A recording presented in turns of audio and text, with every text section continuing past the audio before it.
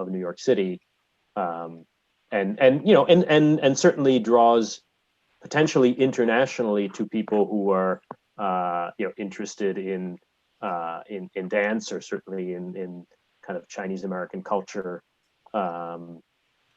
So that's, and so just getting back to the kind of tourist services, I mean, one of the things about this building is that it is not that open on the ground floor. So it's, you know, it's interesting because it does, I think it is kind of an iconic building in Chinatown. It has an iconic location, being on the corner of Columbus Park. But it's not like it's like more of a kind of like retail store front window thing, which in a way is what makes it actually stand out, because since, you know, as you mentioned, since there's so much kind of tourist and so much of that kind of retail attention grabbing things happening along the streets of Chinatown, this building kind of stands out because it's a little bit more quiet, and it's kind of stately. Mm.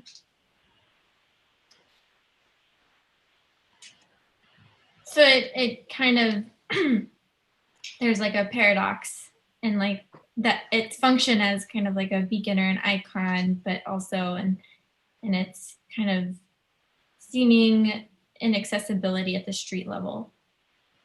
Yeah, and I think that's something that could be worked on, but I think it also is something that you don't necessarily want to, you know, if you, again, there are a lot of glass storefronts in Chinatown. Having something that isn't, in a way, almost stands out more than whatever you would put in a glass storefront. So I do think it's like, I think it's been mentioned that the building right now is not is not ADA accessible. Like, there are a lot of things that you could do, and I think there are a lot of things, even for the programs that have always been in the building, that it would be helpful to give them a little bit more visibility. Mm-hmm. But at the same time, you don't, sometimes being a little bit quieter actually stands out more than trying to be too much of a kind of loud attention getter. I'm just completely confused by this.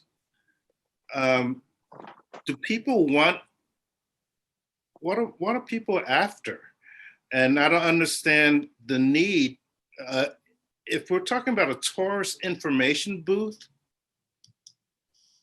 I mean, what are people contemplating, and why is it needed? If you're talking about a tourist information booth, that can go anywhere in Chinatown. Doesn't have to go at 70 Mulberry. I'm certainly not going to alter the base of the building to put in a tourist information booth. That's absurd. I think describing it as quiet is a good way to think about it. It's, I mean, it's a bustling building. There's 5 organizations that are in it, or that were in it. And a lot of people have passed through the building. So if you know the services, or if you are in need of them, or if you're interested in what was in there, you knew what building we're talking about. I don't think it really lends itself to sort of a very vocal presentation. It just, by the nature of being this big brick facade.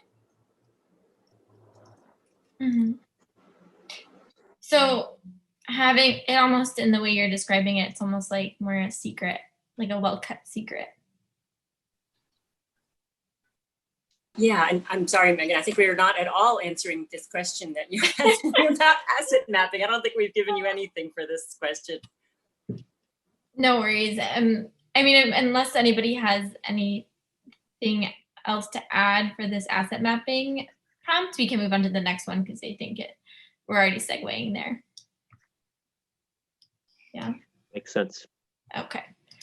All right. So the next prompt is around potential scenarios for 70 Mulberry Street. And I guess based on what we've heard from the past, the first round of meetings, there was just a strong call from all stakeholder groups for additional space.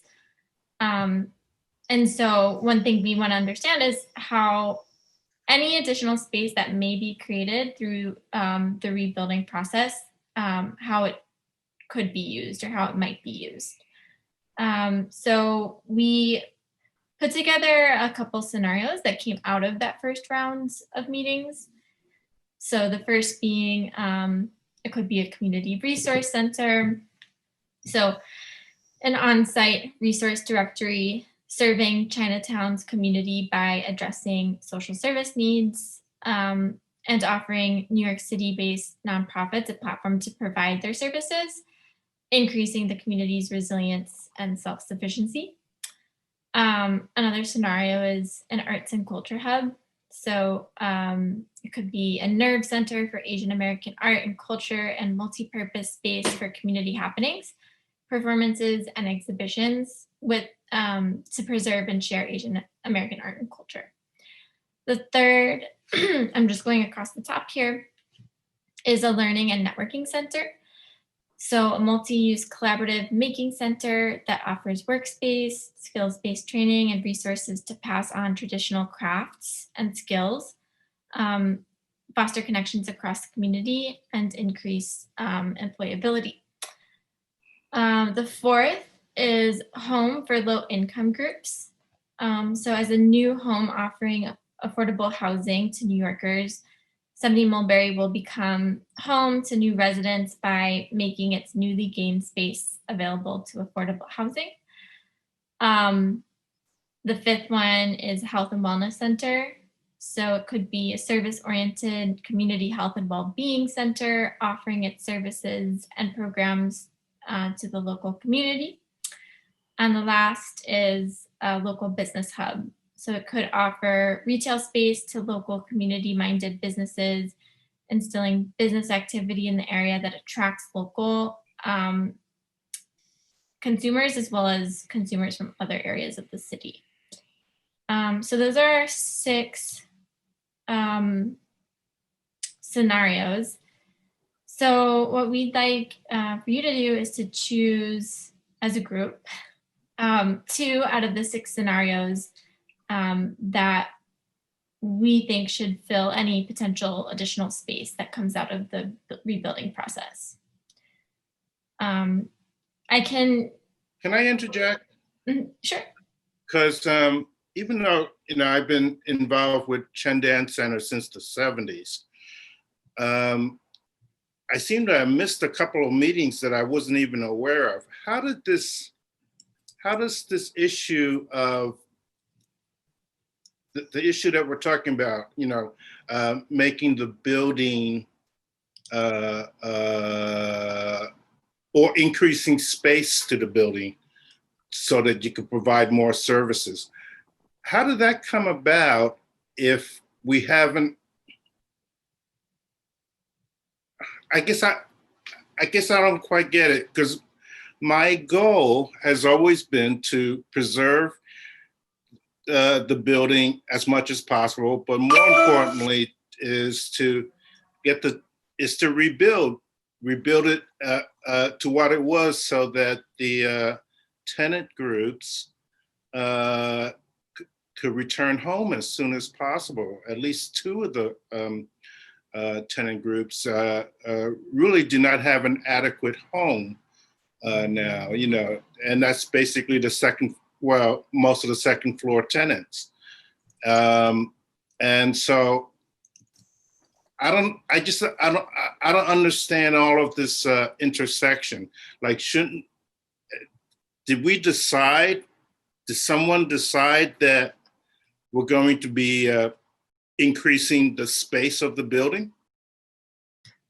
There haven't been any formal commitments yet through the city, but it was a theme, a strong theme that came out of the last round of engagement, that there are a lot of space constraints across different community-based organizations within Chinatown, and that there might be an opportunity to potentially increase or augment the space that's available. The goal of an expedient return of the tenants is still one of the priorities for DCAS. But wait. It's only one of the priorities? it's one of the top priorities, yeah.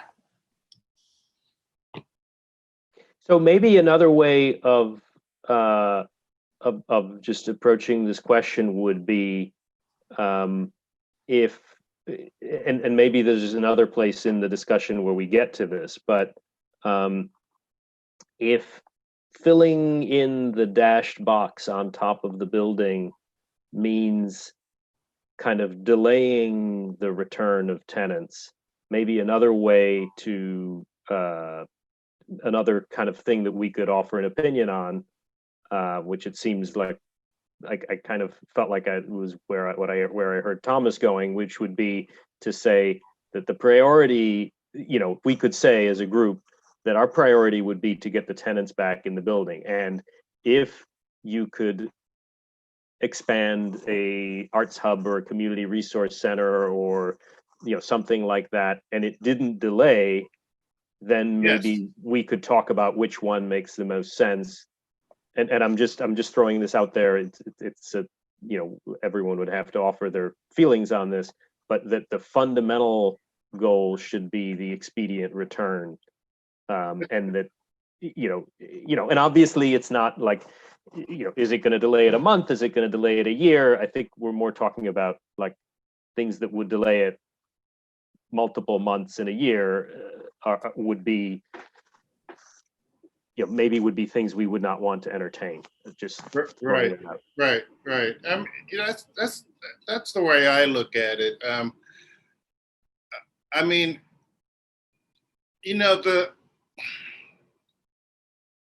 I appreciate everything that the city has done. I've been with this organization and with this building literally since the beginning, as it were.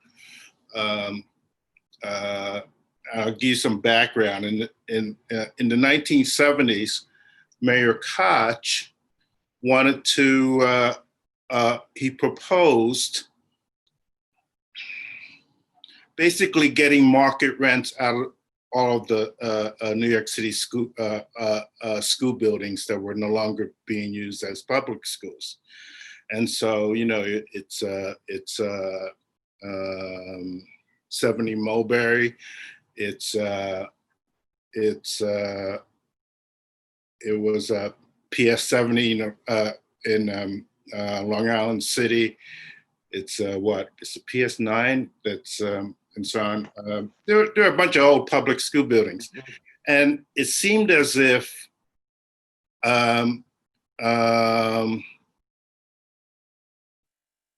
Koch targeted 70 Mulberry as the first to go market rate, as it were.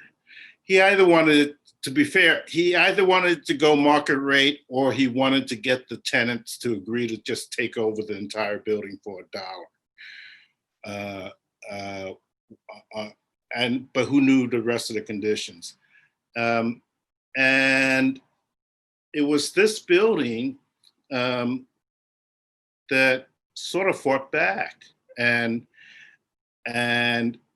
Koch ended up abandoning the policy completely. We didn't fight back, like we didn't have demonstrations and so forth, but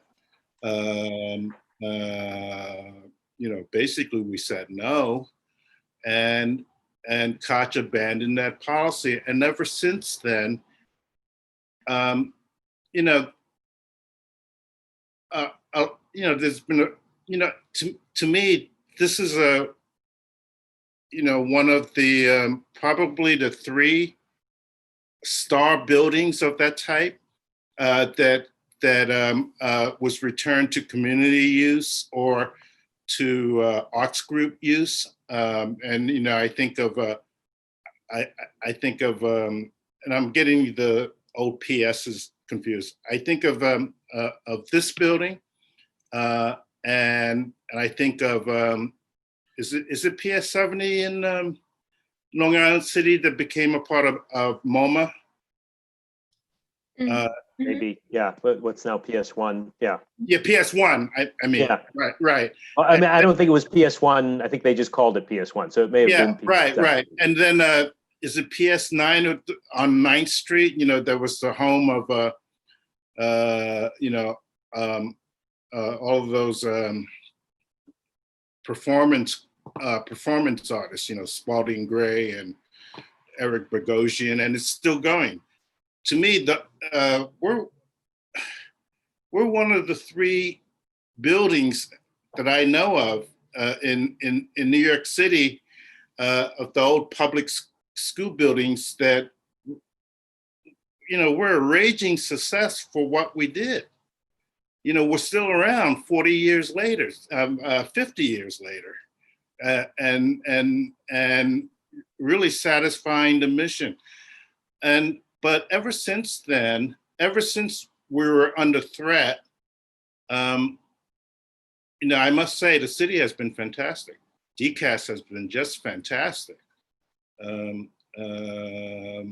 You know, they've kept the rents low, and for most of us, I think maybe all of us, perhaps with one exception, the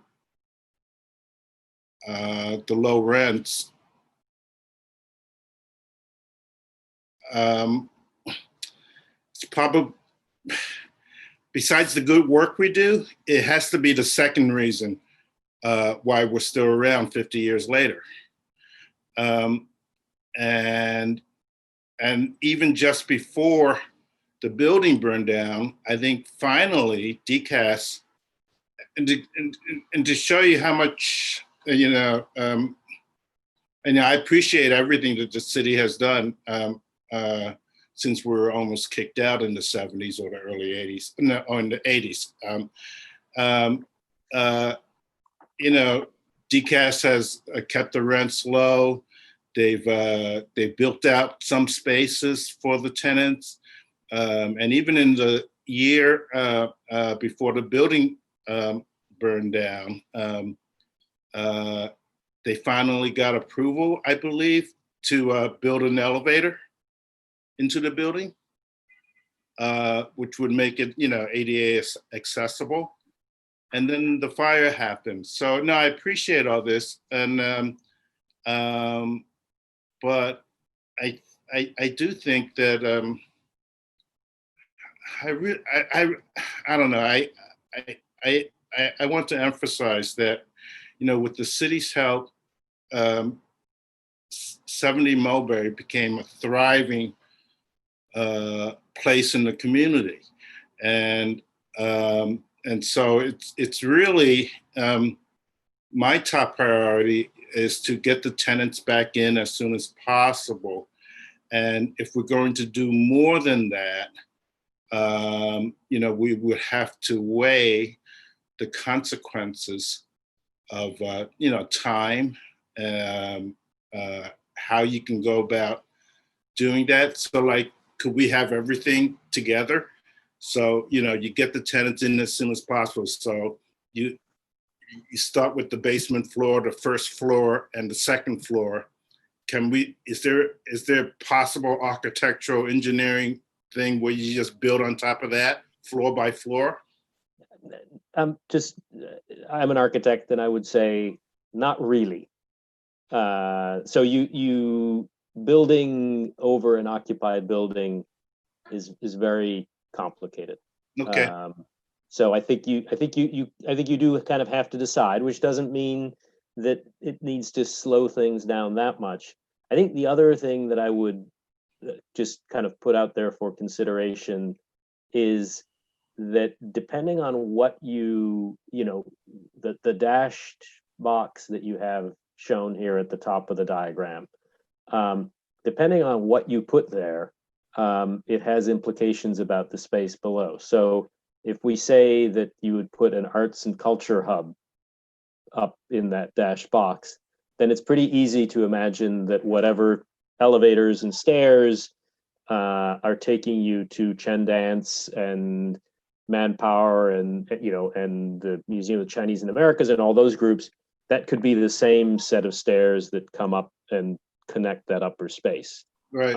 By contrast, if you were to say, low income housing, which is obviously something that there is an incredible need for, and that would be great to get a lot of low income housing, but you're not going to share stairs and elevators between an art center and a residential building.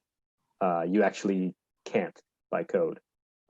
So I think the other thing to think about is which are the choices here that reinforce the activity, the identity of the activities that you already have in the building, the tenants who are coming back, and which are the things that if you brought them here would require a whole separate set of infrastructure to get people there and would actually run counter to that. And so housing, as much as I feel like it's obviously a need, I think it's not. You're gonna spend a lot of money for not a lot of housing units if you try to build them on top of these other programs. Now, some of the other things here, I think different folks in the community are going to have different biases. My daughters, I'm here largely because my daughters have been taking lessons at Chen Dance for since they were in grade school, and the grade school had a program where they brought the kids over to Chen Dance, and that was a fantastic program, and so they've just kind of kept that up. And so for me, it would be like if you could expand arts and cultural space, that would be something that would reinforce to me the bigger vision of the building. Yeah. And along those lines, out of these 6 categories, I see if we had to choose 2, I see a community resource center, which I think it is what it is already. And I think an arts and cultural hub, which I think it is. I think everything else that I see here is additional. Like a nice to have, but not need to have. And Yeah. maybe not. Like I think if you think about sort of like you hear United East drumming when you're dropping your kids off to Chen Dance. That doesn't take anything away. It actually adds, like, just having that other activity in the background, like, makes the space more vibrant. It adds to it. I would say that a business hub is not, I'm sure there's a need for a business hub somewhere. I don't feel that a business hub is necessarily the thing that is going to build on the activity that the groups in the building are already kind of generating. Yeah. And so I feel like the focus should be, if you're going to add something that expands the capacity of the groups that are there. Mm-hmm. Yeah, I feel the same way. So I just added 2 little dots because Right. These are equivalent to your votes. Does anybody else want to weigh in? But it's also not that, like, even a learning and network center, you could argue that an arts and part of cultural a hub. community resource center. Yeah, I'm sorry. Oh yeah. But you could argue that, there's overlap between a community resource center and a learning and network center, just inherent in the program. Right. Yeah. Or Yeah, I was actually gonna say the same, because there's the Chinese school all weekend. So for those youngsters who spend their Saturday there. So it's similarly a resource and a learning center. Mm-hmm. And you know, the notion of business center, I guess you know, can be interpreted in different ways. And I guess I think of some of the services that CMP offers, which are, you know, for small businesses and entrepreneurs. And, you know, that I think of it in terms of that rather than an incubator for businesses per se, because it isn't really storefront. So it wouldn't lend to businesses of that kind. Mm-hmm. But can be a place where, and is a place where people would go to for help on, you know, business planning and, you know, loans and just understanding, you know, an American business environment. Mm-hmm. Like it could, and that could also fit underneath the community resource center, because in that way, Yes. resources towards Yes. yeah. Okay. Anybody else want to weigh in? I think there's two people we haven't heard from. Pulling up my participant list again. Risa?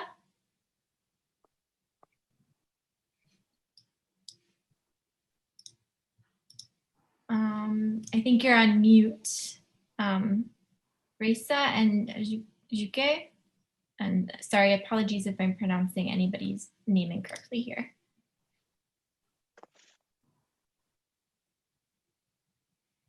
Any thoughts that either of you wanted to share? I'm a reporter. I'm just covering this conference, so I don't have any opinions. Okay. Okay.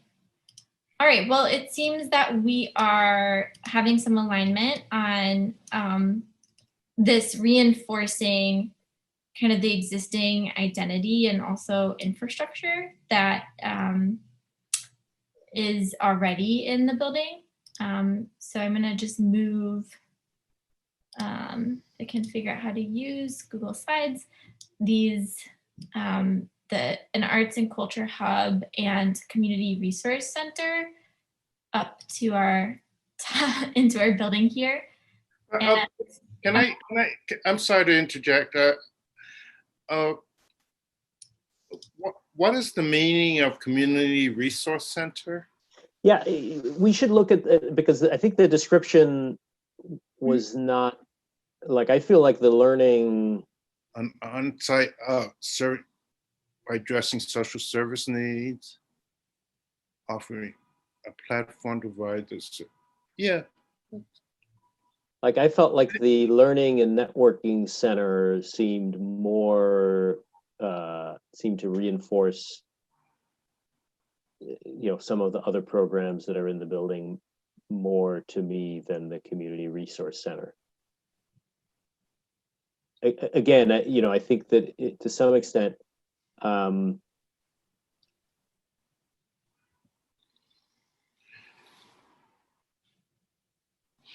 mean, that's sort of my opinion. No, I understand. I think the categories, they're overlapping categories. Mm-hmm. They just seem to me. I think one can encompass the other. In fact, each can encompass, I guess, in theory, and so on. Mm-hmm. But I also wonder, like, how the city might think about this specifically, like whether the city has specific groups, like with names and, you know, tax ID numbers that they would invite, or would the city just have the space and prioritize the leasing of that space to any kind of group that fits in some of these categories? Because somehow it seems like there are these desires, but the city doesn't. I mean, is a city official going to be like teaching, or will the city just kind of manage the rent of an organization that will teach? And, you know, some of them are the 5 groups and some of them are kind of newer groups. Mhm. Yeah, I think that's what we're trying to drive at is like what we want to understand what everybody, all the stakeholders prioritize so that we can make better recommendations to the city so that they know how to prioritize. So maybe a better way to think about it, if we feel that these are kind of like confusing and maybe a better way to look at it is going back to these like programmatic needs and maybe trying to map these to each of what we mean here by community resource center, learning and networking center. Like what do we actually mean by those things? Are we prioritizing performance space, for instance, or cultural arts and programming? Or are we prioritizing social services or educational programming? Maybe this is a more concrete, tangible way to think about it. I think putting the pink boxes there kind of help illustrate partially the complexity, because maybe Museum of Chinese America has a performance space, but maybe that performance space is also used by Chen Dance Center sometimes. And maybe that performance space is also used by someone outside of the community groups. Mm-hmm. And it could also be used to hold a community meeting to inform people about, some other initiative that maybe has to do with, kind of with business or with some other facet. So I think it's, I think that is, creating a kind of a large meeting space that could be used for performance is something that definitely could work with a number of the different groups, even to the extent that they may have very different purposes in terms of how they would use it. But when we're done doing Zoom calls as a way to gather, we will be back to wanting to hold meetings and get 150 people together in a room and either have a dance performance or have a lecture or have a public meeting.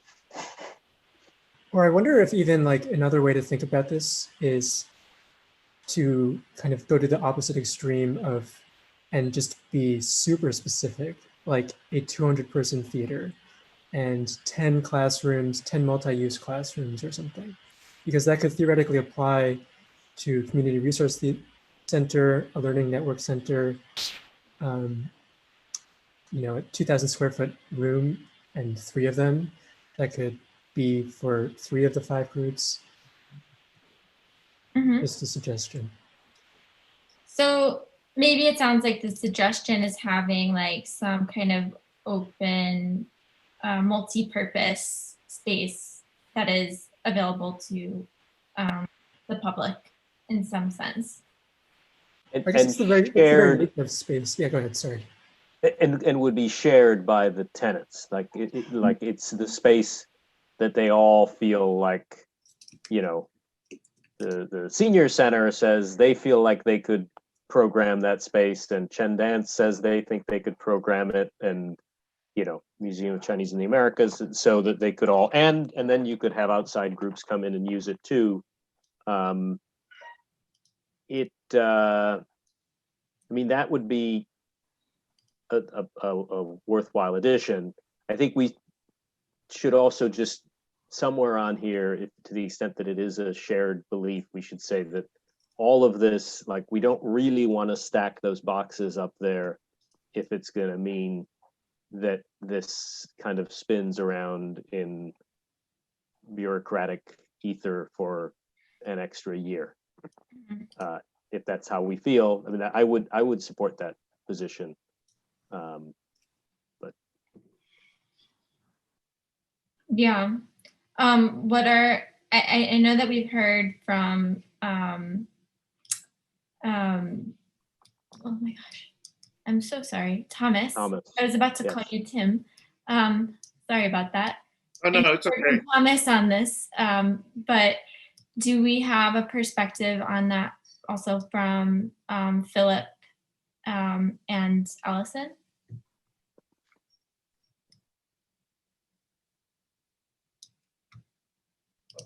I apologize. I just had to jump off for a moment and I didn't hear what was said. So So the stance that we're aligning on is that none of these should be prioritized if it comes at the cost of the current tenants not getting an expedient return to the building. mhm. Yeah, I guess, I mean, I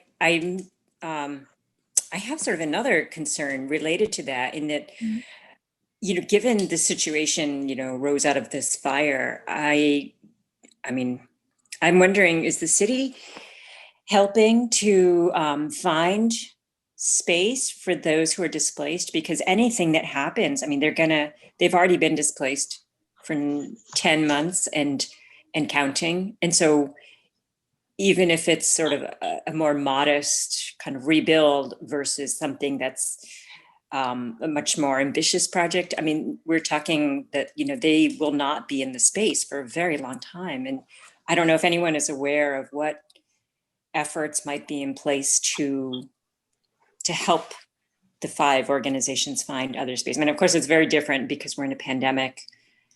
I don't know that the senior center would meet anyways. And so I'm not sure if anyone knows what's happening right now to help the tenants who are displaced.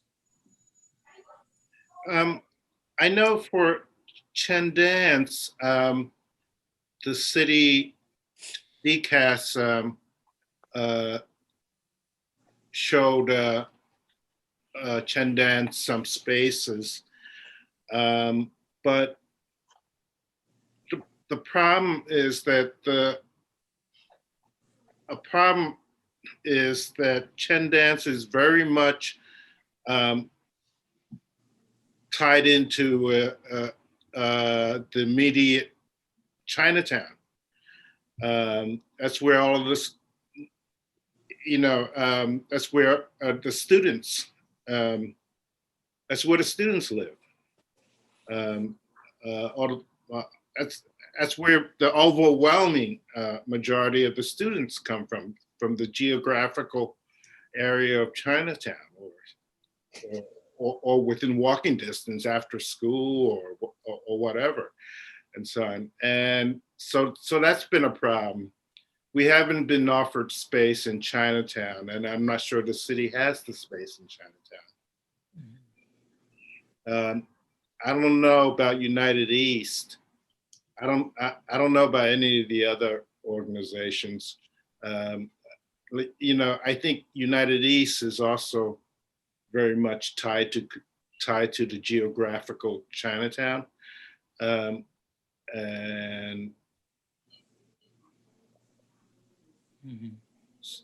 so and the Senior Citizen Center, didn't they get new space somewhere? I don't know. I thought they did, but briefly because everything was shut down in mid-March. Right. But that's something that, in whatever scenario, everyone lands on, I'm worried that it's just such a long time to be sort of wandering about. I mean, not having some temporary place. That's, I guess that's sort of my worry. And I feel like it colors our view on what we could do, because it's a rare opportunity to have a building in Chinatown that we could maybe carve out some more square footage by building up. It's a very unique and rare opportunity. I feel like I don't want to lose it because the tenants are struggling because they don't have anywhere to go. So I feel like I'm a little bit torn between those two. Mm-hmm. So for you, it's like if there were an alternative option where these the tenants could continue operating within proximity to 70 Mulberry, that you would prioritize kind of taking this opportunity to create more space. Yeah, because I think, I mean, I'm not an architect or engineer. I mean, if it was like, let's say it's one more year to build a little bit more capacity in that footprint, then maybe it opens up more opportunity for Chen dance, or maybe, you know, it creates whatever the performance space that it's funny, it's like in a school, it's like we need a cafetorium or something where it can be flexible and we can let the tenants use it, and maybe other organizations could take advantage of it. But I feel like we might cut short that opportunity because these tenants don't have a firm place to be for this interim. Mhm. I agree with Allison. I think almost 100%. And I would even say, like, or I guess as an architect, you can double the amount of space that was previously there in the building. But I would say that it's important to think kind of not just in terms of 6 months and 1 year and 18 months, but kind of the future of Chinatown hopefully is kind of, you know, 5 decades, 100 years or something like this. And in that context, kind of finding temporary space for 6 months, 8 months, 18 months should be worth it if a building can help Chinatown survive for the next decade or 3 decades. And there's this kind of unique opportunity at this site with the size of the building. Are you talking about going outside, invoking the ULURP process? No, without ULURP, you can double the amount of space. Without ULURP, you can double the height? Without ULURP, you can double the height. So the one thing I would just say on that, you could potentially double the height, but you can build back what was there, and you can build back a little bit more, maybe, primarily taking advantage of the existing structure. Once you're talking about doubling the height, you're talking about a completely different construction project where essentially all of the existing elements that you maintain become a kind of impediments to the construction. So instead of, you know, saving money by preserving existing structural elements, every structural element that you save makes the project more expensive. So that's where, to me, you know, if we're trying to double the space that's in the building, that's then I think we're not really talking, in my mind, about preserving the building, because then then the preservation becomes kind of symbolic. Like, yes, I can preserve some pieces of masonry here and there, but you know, but I'm not really, you know, there's not going to be a lot of the character of the building left. And I mean, we can think of, there are examples of that, not as many in New York, but a few. Happens a lot in Washington. They call it facotomy. That's good. I've seen a few of those here. Okay, well, you both segued really nicely into our next segment, which is about 70 Mulberry's unique character. Yes, it's been surfacing as one of the largest concerns that the building might lose its unique character and symbolism through the rebuilding process. And something that we want to understand better is kind of what to you exactly constitutes its unique character and its symbolism. And so we wanted to think about it like kind of building a character for the building, or a profile card for 70 Mulberry Street. Starting with the first question, which is, what is it known for bringing to the community? Talks a little bit about this, but if you could choose 2 options from this list of words, which ones would you choose and why?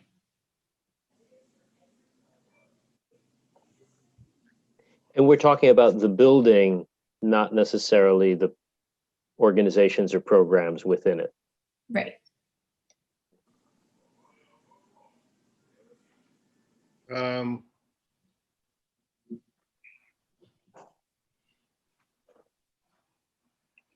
we're just talking about the physical building? We're talking about the physical building, but then also what that represents to you. Because there's a lot of historical context to this building too, and just given its former history as a school building that, you know, served a lot of the Chinatown community for a long time before its new life. And so, like, what does this building mean to you? What does it bring to the community from your eyes? Maybe I just start, or if it's okay. I would say that it's inherently a hybrid building and its heritage is not pure. And that this is, in a way, the kind of purest form of, or an authentic form of heritage in Chinatown, because much of Chinatown, you don't have pagodas and you know, roofs and whatever. And this part of Chinatown was not Chinese for many years before kind of Chinese population started to move in, right? So there's nothing Chinese about this building. And I guess I'm not saying that's good or bad, but I'm more saying this idea of heritage and this specific architectural building style as heritage of a kind of old Chinatown is inherently complicated precisely because it's not a Chinese building, and yet it means so much to Chinese students who attended it. Mm-hmm. So to you, it is representative not in its physical form, but in its usage. Or just that its heritage is complex. Mm-hmm. And it's not as, to me, it's not as simple as, oh, the stone is brown, or the window is green, or the brick is red. But just the fact that this building has been there, but also for at least to recognize the hybrid nature of this yearning for heritage in this non-Chinese building built at a time when it was primarily Italian students from a Chinese population. Mm-hmm.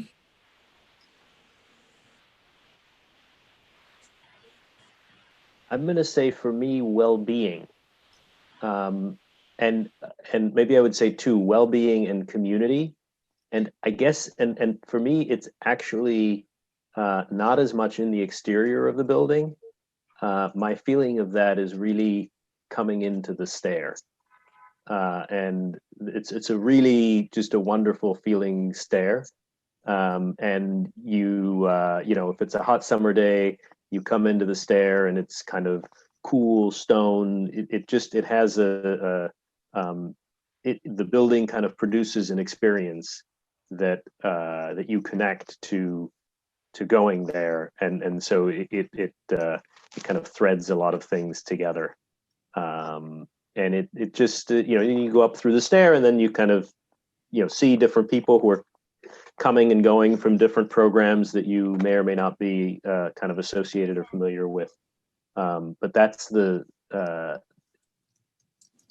space. It's the part of the building that kind of communicates most to me. The exterior is also kind of nice, and I appreciate that too. But it's going into the stair actually that has more of an impact than the exterior. And does that connect to well-being, or do you see that? The stair feels good.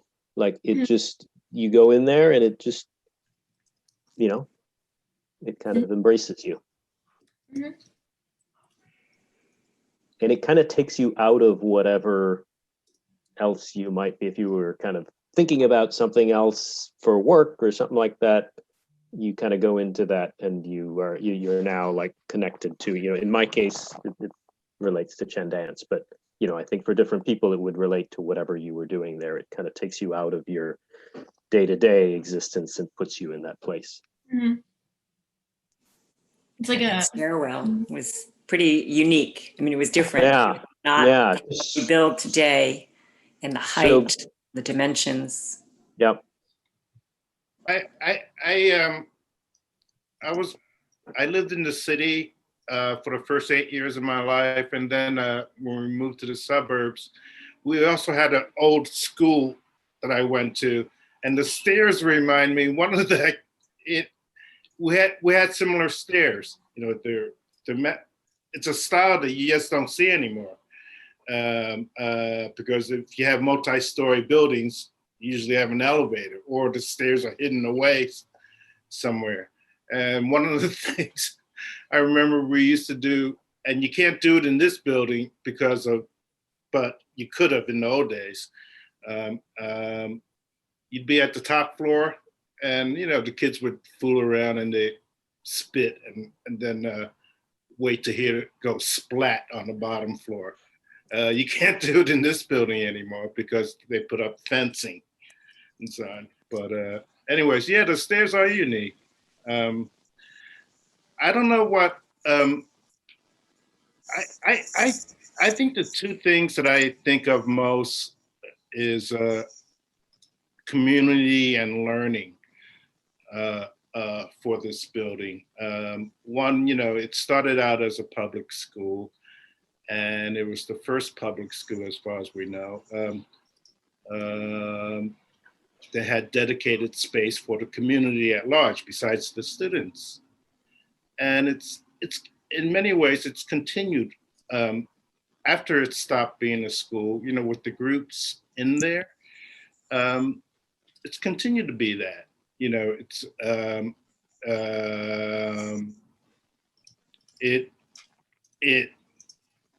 there's a lot of learning going on, whether you talk about the vocational training or the Chen Dance Center, or even the museum and the teaching that they do, and even United East, and even the old groups, like we used to have Young Lions in there. They also teach, and to me, the current tenant mix and the original purpose of the school, of the building, they actually align. Again, it started out as a public school and with space built specifically for the larger community. That was the basement space, or the first floor space. And in many ways, that's what 70 Mulberry still is, or was before the fire. Mm-hmm. Mm-hmm. Yeah, I would have voted for the same too, community and learning. I think, community, it's just, I feel like I've sort of jumped in and out of calls this weekend in one of the previous sessions, and you hear so many people who went to school there or took ESL at CMP, or, all these things that, there's a real sense of ownership in a way that so many people have because they used to go there regularly. But it's very much alive. And so that learning component, I think, is, whether you're learning Chinese or you're learning a dance or you're doing something like that, I feel like there's a vibrancy, that has existed in the structure. And it might be, maybe I'm thinking more the tenants than the building itself, but the building has lent itself to that kind of, continued growth. So. Mm-hmm. Mm-hmm. Okay. Well, it seems like we are definitely aligning on community and learning as also kind of inherently connected. And this also kind of ties back to the programmatic opportunities that we were talking about as well. I'm going to move on to the next slide unless anybody wants to offer any more thoughts here. The next question that we have is, how would you describe 70 Mulberry Street's identity? And here we have, and Allison, I apologize, I didn't read off the words to you because I know you're dialing in, so I'll just read them off this time. Chinese American, an immigrant, an American, Asian American, a New Yorker, or other. I apologize. I actually am in on this screen, but I was moving around, so I've kept the video off. So, Oh, okay. so you don't get dizzy from me moving around. Okay, well, I'm glad you can see. But thank you.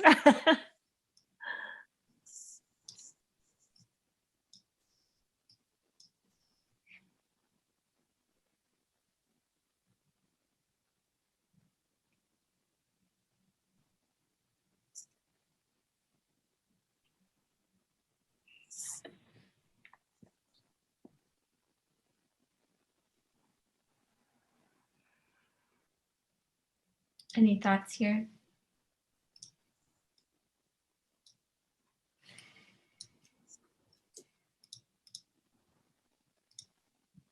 Maybe maybe I would say, just kind of anecdotally, it's kind of the opposite of being Chinese American in that it's like European on the outside, but Chinese on the inside, as opposed to being like a banana, like yellow on the outside, white on the inside.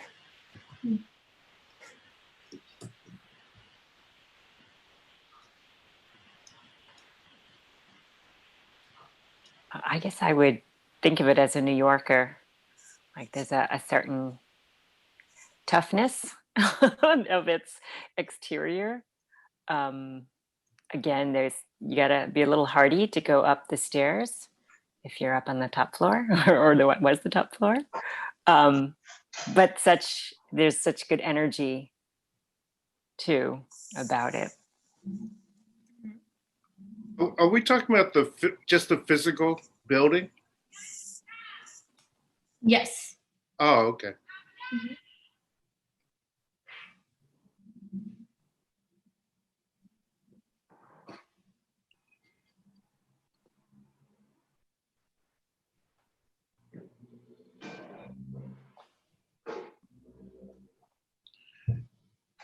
Any other thoughts on this one?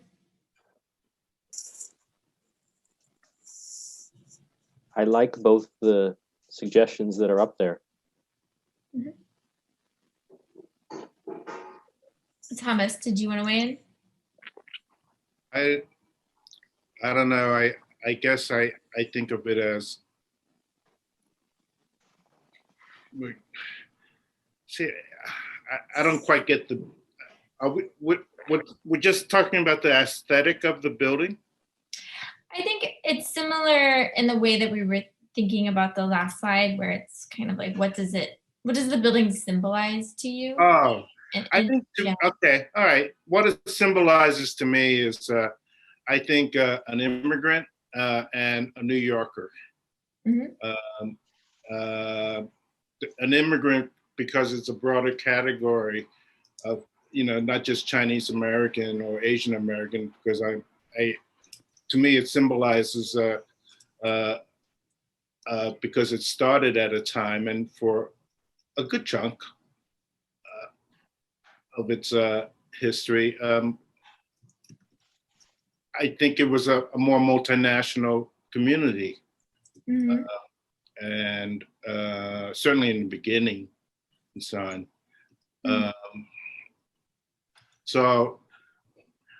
So I would choose either Chinese American or an immigrant to cover the longer history of the place.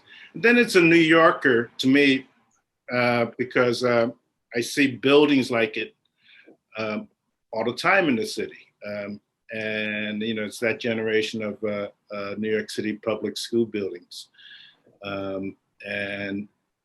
and knowing the history of it also, I guess, adds to that. Knowing that it was the first public school to be designed with community space. Mm-hmm. in New York, New York public school to be designed to include a community space for the larger community. And so I So I guess it's those three categories: Mhm. New Yorker, Chinese American, an immigrant. Yeah, yeah. Okay.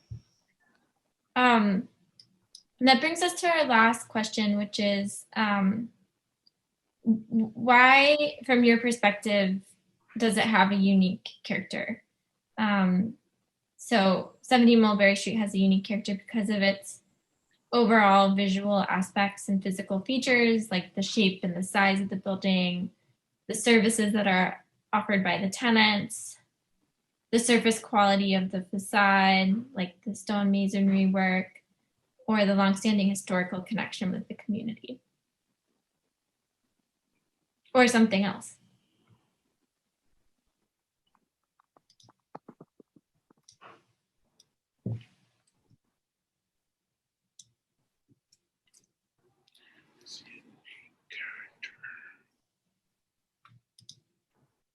I guess it's hard for me to pick one because I feel like it is a building. You know, there are physical characteristics to the building that stand out. That it's a kind of old school building, and it was not one of the, I mean, the part of New York, it was tenements, and then, and it was sort of extraordinary to have a building that wasn't a tenement, right? People were kind of packed in as tightly as possible, and all kind of market driven. So this was a kind of public investment originally in a school, and architecturally it stands out that way. But if you turned it into housing, for example,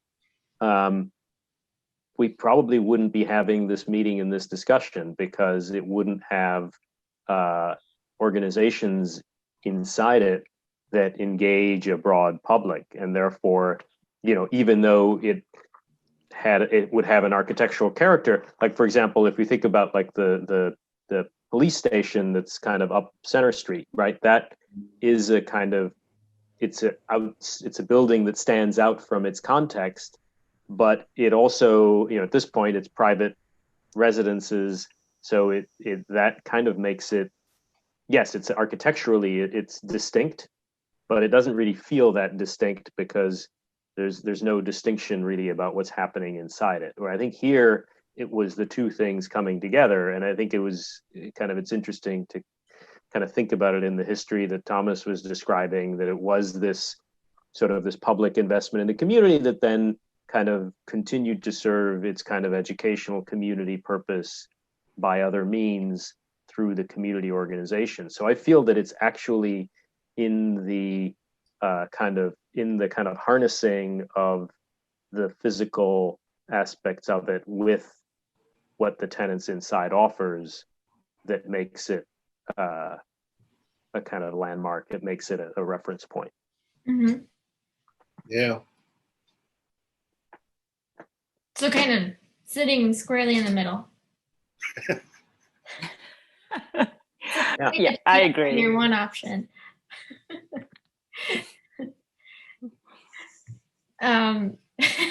Is there any? You can't.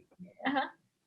You can't, if you took one away from the other, it would be significantly diminished. Like if you had those same organizations in a building that was just ho hum, I don't think it wouldn't feel that same, like it would really undermine the experience. Again, you wouldn't have two people who are, you wouldn't have hundreds of people who are willing to spend 2 weeknights kind of talking about it. And likewise, again, if you just had the structure and it was not, these were not kind of organizations that kind of people get very attached to, then it also would not be, that significant. Mm-hmm. Right. Is there anything anybody else would want to add to that? I also wonder whether or whether it can be all of that was just said so well, but also more in terms of like the future of Chinatown. You know, like whether the goal is just to recreate exactly the same atmosphere that was there January 19th, 2020, or whether we can have all of that and we can have so much more for this generation of Chinatown, for next generation of Chinatown, for maybe in 100 years when it's not even Chinatown, whether that can be equally as valuable and equally as prioritized as kind of recapturing what was there January 2020. Mm-hmm. So kind of like the potential that it holds. I'm sorry, my mouse is going a little haywire here, so my screen's jumping. So whether what you're saying is that the potential that it holds for the future. Or it can have a unique character Mm-hmm. in the future that is just as unique, just as valuable, just as special, Mm-hmm. without trying to just like redo what was there before, or you know, like without trying to go back in time, or as in its character doesn't have to be a backwards looking character to Mm-hmm. me. Mm-hmm. It can involve its potential and its future possibilities and its kind of changes as part of its unique character. Mm-hmm. In that, would you say like its character to you is represented by like something that like evolves or adapts? Yeah, or even like it's very clear that like the site and this building has changed meanings throughout time. That's its true history. And I would say there's nothing that should prevent it from changing for the better also in its future histories. Like this building was a school. No one's proposing to turn it back into a school, right? So can it be all these things and a school and all these programs and something else?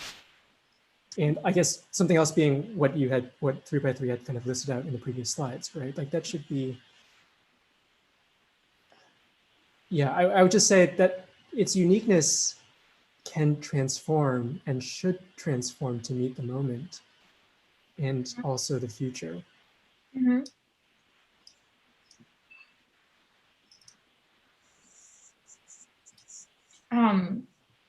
Thomas, did you want to weigh in on this slide? Oh, I thought I already did. Oh, I don't know. Which one are we on? About Character. Oh. the unique character. Did you want to add anything to what's been said already?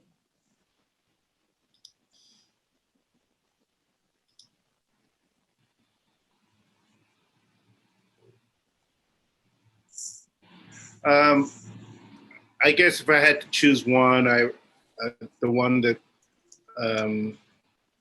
I think of most is the box that says a long-standing historical connection with the community. Mm-hmm. And why would you choose that one?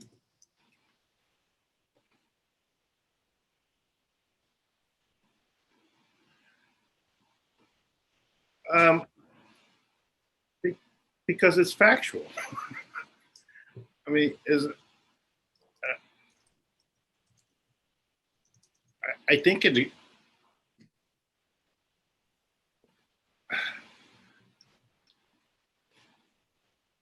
I mean, I see the present tenants as a continuing,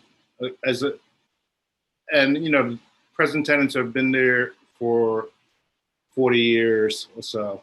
And I see that as a continuum of its previous history as a school and community center. So there's a lot of learning. You know, most of the groups are involved. Most of the tenant groups at 70 Mulberry, they teach. And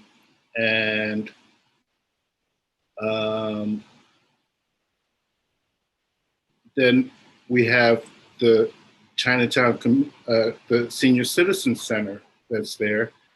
And I kind of see them as fitting that original history of providing community space for the larger community, however broad that meant, you know.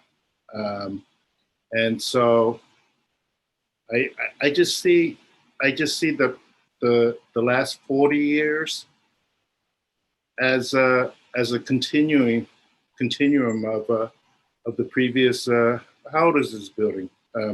60 years. Mm-hmm. So learning and community space. Mm-hmm. Okay. Okay. Well, it sounds like there's a continuous kind of trend or theme around that sort of the importance of this building as a community and learning space that needs to be reflected in the physical character, but then also in the programmatic nature of the building looking forward.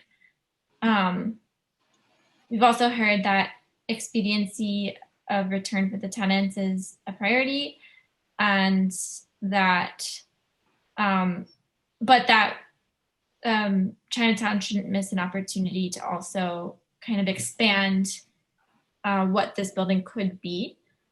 Some kind of balance will need to be met. This brings us to the end of our session, and we're almost at time. So I just wanted to leave space for any other kind of like comments or questions or concerns that we haven't gotten to yet that you want to share. Yeah, I just to expand. I mean, I would love to expand, but one thing that I'm not grasping is, for instance, how much will an expansion add to the time? Mm-hmm. And it seems to me, I'm not an architect or engineer, but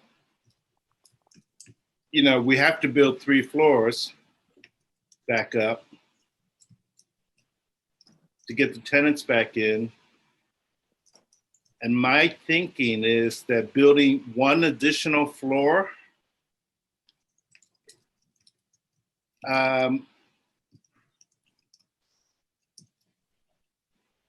if it's not going to take too much longer, and I don't see why it would take too much longer. I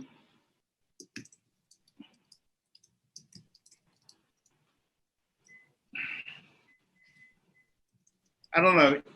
It look like, for instance, if just building 1 additional floor,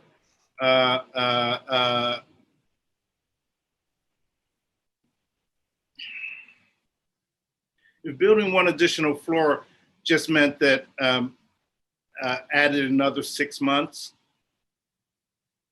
then I probably wouldn't worry about it. Yeah, I'd like it.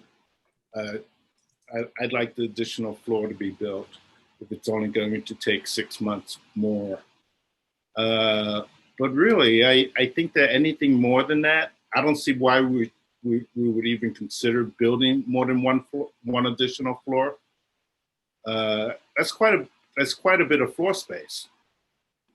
Mm-hmm. If you build 1 additional floor. I guess another alternative is that you know, if you somehow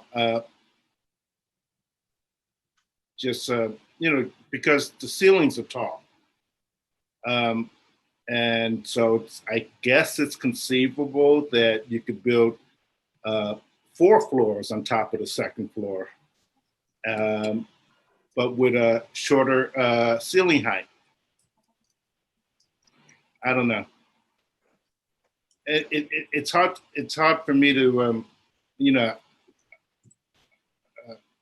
again, you know, my main thing is to get the existing tenants back in as soon as possible, because at least a few of them are just their work is primarily based on their geographical location, and there's no other space, as far as we know, available in Chinatown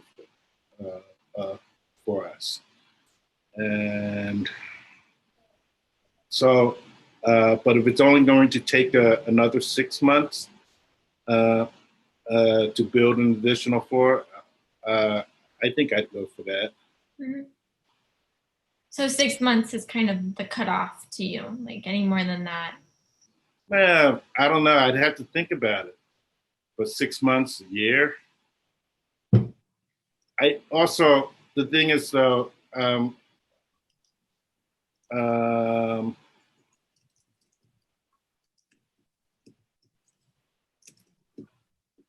isn't that much stuff built on time, completed in time in this city, both public and private.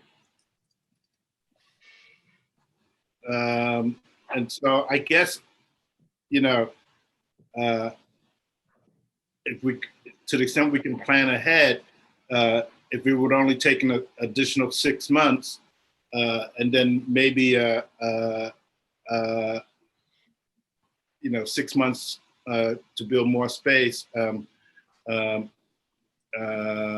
then on the outside, that would be a year. Mm-hmm. I would like to hold the 6 months. Okay. Does anybody want to add in or add onto that or weigh in?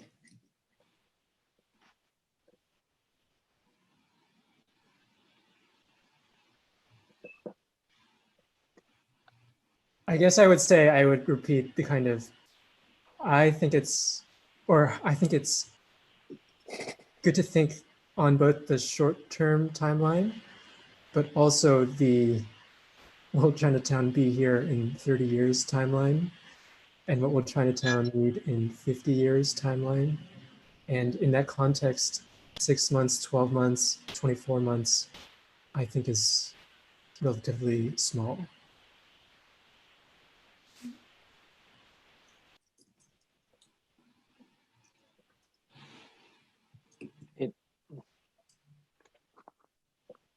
Yeah, I guess part of the challenge is that the longer this stretches out, the more you're actually kind of, if you're running a nonprofit, 6 months is a long time, a year is a long time, and even just the time that these folks are going to be kind of out of, in a way, it's almost. So far, it's the coincidences that a lot of these groups might not have been having a lot of public programming anyway because of the pandemic. But hopefully we will be out of the woods in the pandemic sometime in the not too distant future. And then it's going to be, important for groups to get kind of up and running again. I guess I think that if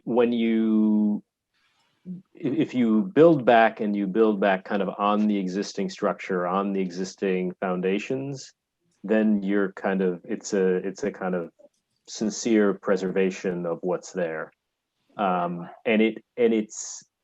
it's faster in part. It's not really so much that it's going to take you, another year to build an extra floor. Like the construction time isn't really the issue.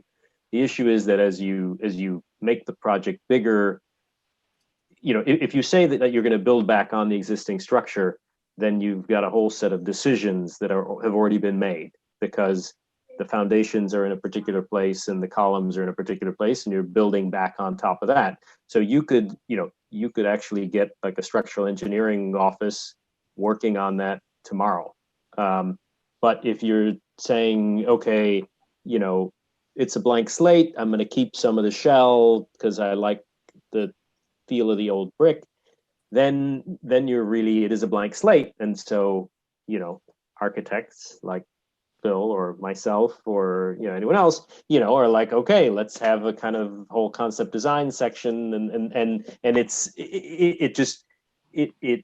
it ends up, it's as much the kind of physical, you know, there's more physical work to do, but there also are a lot more decisions to make.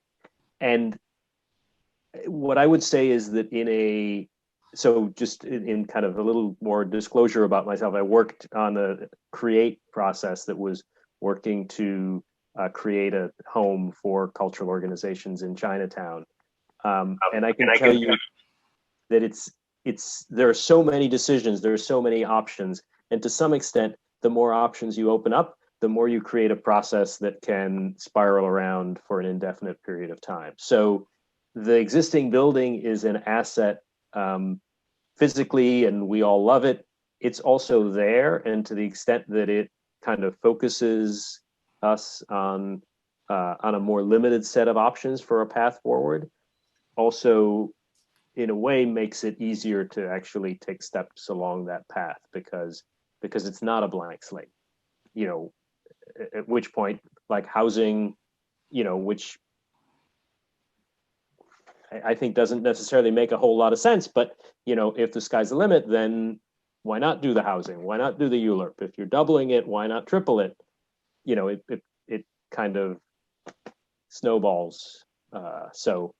To me, there's something about kind of preserving it in a way that is, and I don't, you know, what Phil is suggesting, that this should also, like, you shouldn't, like, there's going to be a lot of this building that's built back new, and it should inspire, and it shouldn't necessarily, you know, try to just kind of put the red bricks back where they used to be.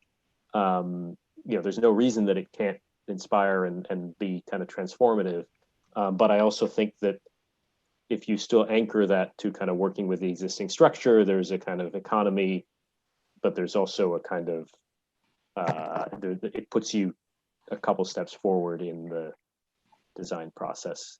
It's not a bad thing. I'm just curious, in terms of like square footage and kind of building, let's just say the scenario of building on existing structure, because that structure is built for a 41,000 square foot building, right? Like, how much could you really add to it?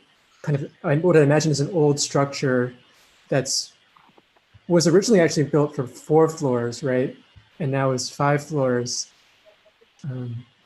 So you would have to, I think actually the way that you would get additional, if you're, there's some, one of the things that is a kind of tripping point is if you are building more than a certain amount back, it triggers seismic design. So I think it's something like if you're increasing, this is getting a little bit architect technical here, but if you're increasing the loads on any part of the structure by more than 25%, then you need to do a kind of seismic design process. So to some extent, but there was this heavy masonry building there. So to some extent, if you built that back with lighter materials, if you replace what was there with something lighter, then you can get a certain amount of spare capacity out of replacing it with a lighter material. I don't think that, you know, you could look at what the loads, I don't know if the loads that it was designed for as a school are necessarily lower than the loads of the current uses. So that doesn't really get you any spare capacity there. So I think the spare capacity would really have to come out of building back with something that's lighter than what was there before, or doing some kind of calculation that what was there before was over designed and had this additional capacity, and that's a possibility as well. I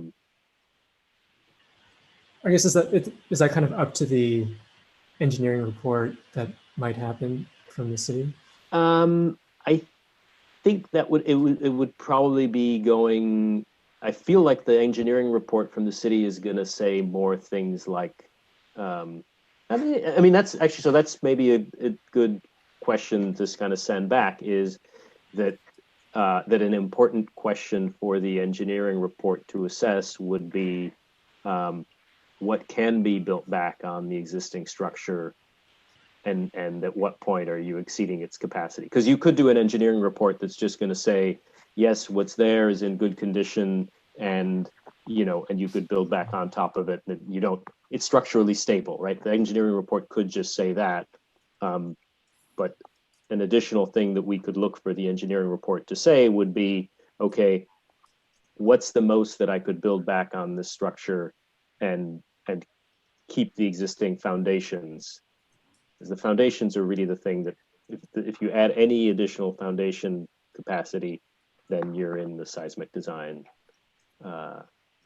which just then you're doing a lot more structural modifications and getting less out of the existing structure.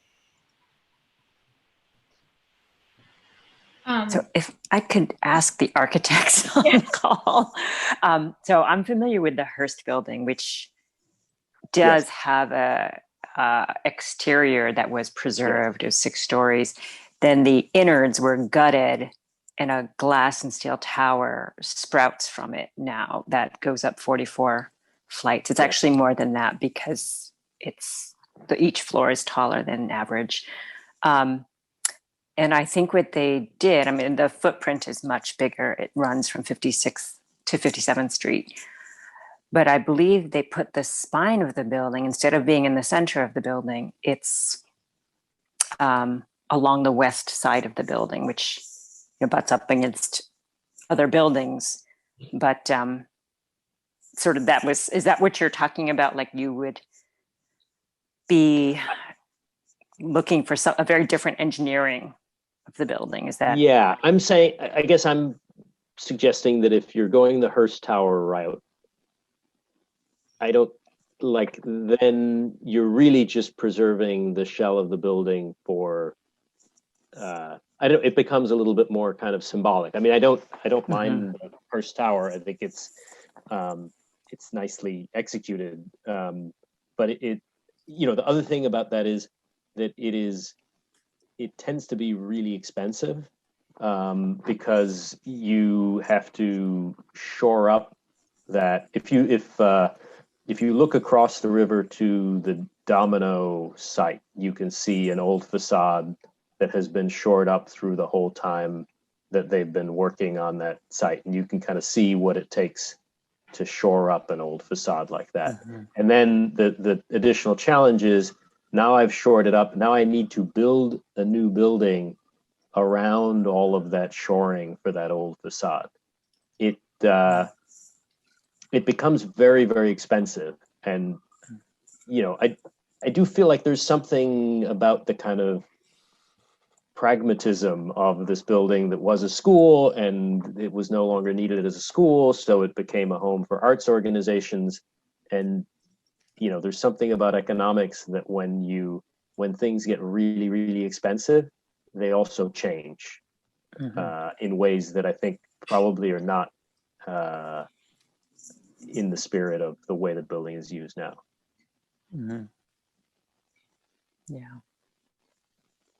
Yeah, I mean, that's the building, the spaces that I know of 70 Mulberry that could use some gutting, but not everything. If we can hold on to that interesting staircase, but there was, I think, mention of the elevator. I think that that might have had an impact on the stairs, and the stairs may have been one of the reasons that the elevator was such a challenging project. Yeah, I've added elevators to existing buildings. It's not a big deal. It happens,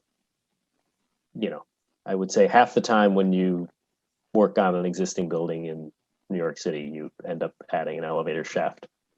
It's not a big deal. I think the more challenging thing in this building is that I think there's a little, in some parts of the building, I think there's some things that happen with floor levels that are, anyway.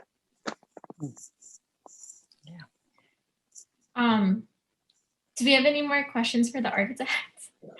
Thank you. No, thank you. So informative. Uh-huh.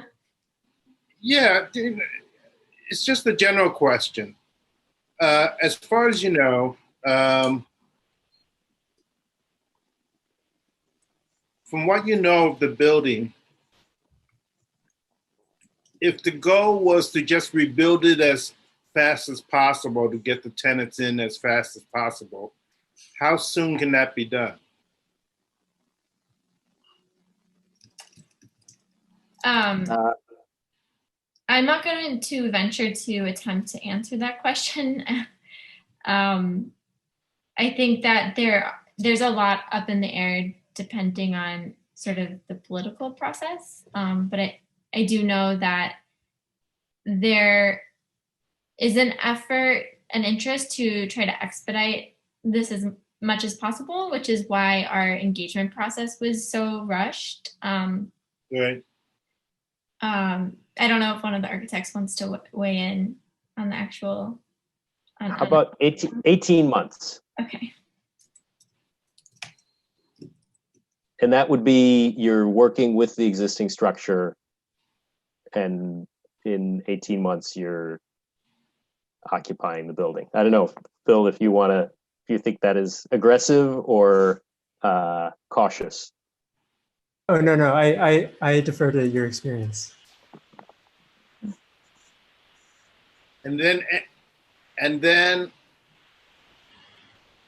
all the other possibilities that we're talking about then will take a lot more time. Yeah, it really, the thing that ends up taking the time is it's really the decision-making process. So if the 18 months would be based on the idea that you'd kind of treat this as you would start working on construction in 4 months. Right. And you might not have all the decisions made about how you're laying out the inside of the space or anything like that, but you would say, okay, generally I know I've done the structural studies, I know this is how much I can build back working with the existing structure. And roughly I know I'm not going to try to slip in an extra floor and reduce the floor to floor heights, because that would make the architects very upset. And so I know generally what I'm putting back, and so I can get a structural engineer can start running calculations on that, and they can design that structure, and you can tell them in 2 months after that, like, okay, now we've really figured out where the elevator is going to go, and it's going to go here, and you can keep kind of adding and making kind of some small adjustments.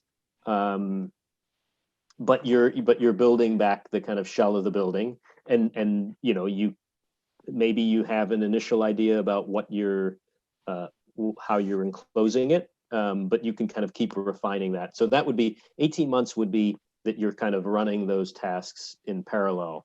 The kind of you're running rebuilding the structure, recreating the enclosure in parallel to kind of more outreach to really kind of nail down what is the new space that we're going to add to this. Like you're doing all those things at the same time. What happens if you say I'm approaching this more like it's going to be an all new building, is I don't have all those decisions that have already kind of been made for me.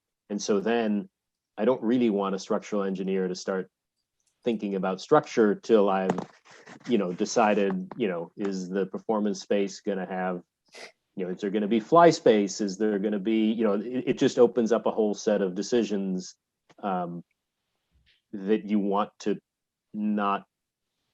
make before you start really engineering the building. Right.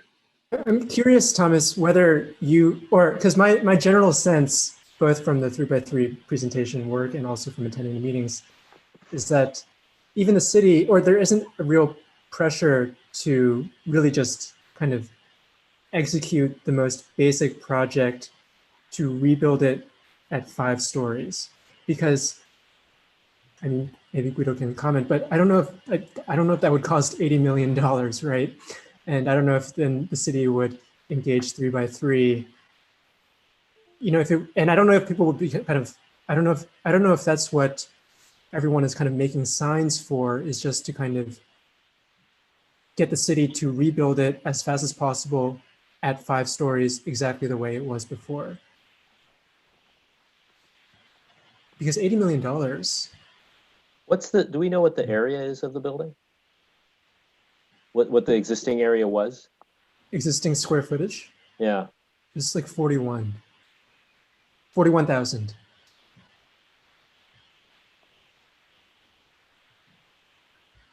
Well,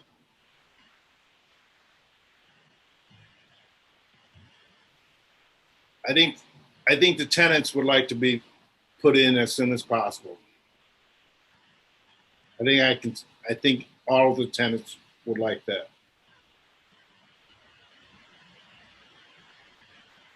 Taking 1 or 2 or 3 years out of the life of a nonprofit, like Chendans and United East, I'm not sure we can come back. Well, that's where I guess I kind of like the suggestion from Allison. And I guess I've heard it before, of this temporary space No one has found sponsored by the city. No one has offered that. I feel like that's part of what we should be doing in these discussions on 70 Mulberry. It's like just a very real need for the tenants. I mean, even as we're in a pandemic, we have to consider that they need space and they need to be together somewhere, somehow. Just very kind of practically, I know Soho has a lot of space. Like those like ground floor loft buildings are all empty. Like, I don't know why the city can't look into, like, there are plenty of like empty spaces. Well, I think it begins with what buildings, you know, in the first instance, it begins, we're talking about what buildings the city has and owns and controls. Mm-hmm.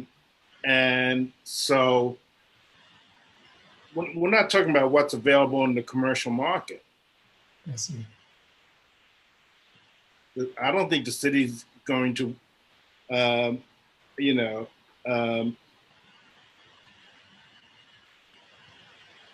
what's available on the commercial market. You know, the tenants were paying X amount of rent. What's available in the commercial market might be 10 times that, and the tenants can't pay that. And I'm not sure that the city is going to do that. So what we've been talking about is what the city had available. And as far as I know, they haven't offered Chendans or United East space in the community. You know, within the geographical area of Chinatown. So that where its constituents, and we're talking about largely kids, you know, they're going to before and after school or on weekends. You know, it's physically near where they live. The city only owns so much property within the Chinatown community. I'm not sure there's another property within the Chinatown community other than you know, some of the public schools. But for some reason that hasn't worked out, I believe. In terms of using the public school space?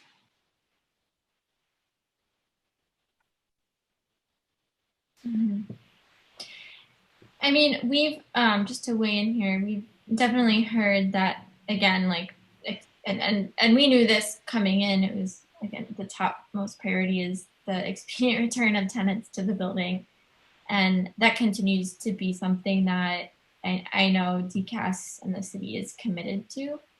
And so all of these things that will be, I guess, synthesizing and suggesting to DCAS will certainly, again, be emphasizing that, because we've heard it. as an issue, a cross-cutting issue that's kept coming up. Just to kind of bring it back to our next steps. So this is we're in our second round of community meetings, and our next step is to take everything we've gotten so far, bring it all together, and submit it to DCAS in the city as in the form of a report of what we've heard. In terms of opportunities to participate moving forward, we still have the survey. So if you haven't filled it out, we encourage you to do so. The link was in the chat that we sent earlier. But has everybody filled out the survey? Yeah, I have. Yeah, okay, great. And then we'll also be doing sort of another share back of the report later in the month. The survey, if you haven't filled it out yet, or if you know somebody else that wants to fill it out, it's the deadline is the 15th of November. So just keep that in mind. Can I? Mm-hmm. I know I had some difficulty filling out the survey, but I guess it doesn't matter. I think sometimes I got confused about the same way I'm getting confused here about some of the, basically multiple choice and and the choices I couldn't tell from the survey what necessarily what the differences were. But anyway. Mm-hmm. So. Were there any specific questions that? Nah, I don't remember. It's okay. It's okay. Okay, if they come up to you, it would be good to know, so we can keep that in mind as we're looking at the results. Hey, by the way, can I ask something? Does anyone know how the $80 million figure was arrived at? We're not sure of that either. No. But I would agree with Phil that it's not, if you're just building back what's there, or even if you're expanding it, you could do that for less than $80 million. Yeah. Maybe half that. Yeah. Or even less than that. But yeah. I have to run. It was really interesting talking with everyone. And likewise, thank you all so much for joining and for sharing your thoughts and time. We know that this was a lot condensed into a very short period of time, both tonight, but then also looking back over the past several meetings we've had. Please fill out the survey, send it to other folks that that might want to fill it out, and stay tuned for our next steps. Yeah. Thank you, everyone. Yeah, thank you, everybody. Bye. Bye.